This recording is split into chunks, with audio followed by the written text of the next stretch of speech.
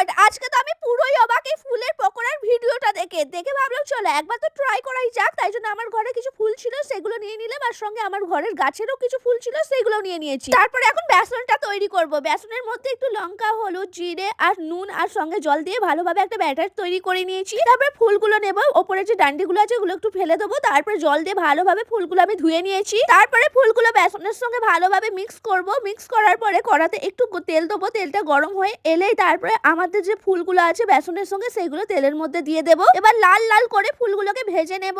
আমি কিন্তু জানি না ওইটা কি ফুল ইউজ করেছিল, আমি তো নর্মাল ফুল ইউজ করেছি এখানে। জানি না খেতে কেমন হবে। আমাদের পকোড়া দেখো পুরো রেডি হয়ে গেছে। আমার খাবার তো কোনো সাহসই ছিল না, তাই বরকে দিলাম, কিন্তু বর দেখছি আরামসে খাচ্ছে আর আমাকে বললে ভালোই লাগছে। ওর মুখে দিলাম, দেখো পুরোই খেয়ে নিল। তারপর আমার দেওর ঘুমাচ্ছিল, ওকে ঘুম থেকে তুলে আমি পকোড়া দিলাম, আর ওই দিকে দেখো পুরো পকোড়াটাই মুখে ঢুকিয়ে দিল। ও নাকি বলছিল খেতে নাকি ভালো হয়েছে। আমি বললাম বাইরের ফুল গাছের ফুলের পকোড়া এটা, তাই জানলা দিয়ে দেখছিল। তোমরা খেয়েছো কোনোদিন?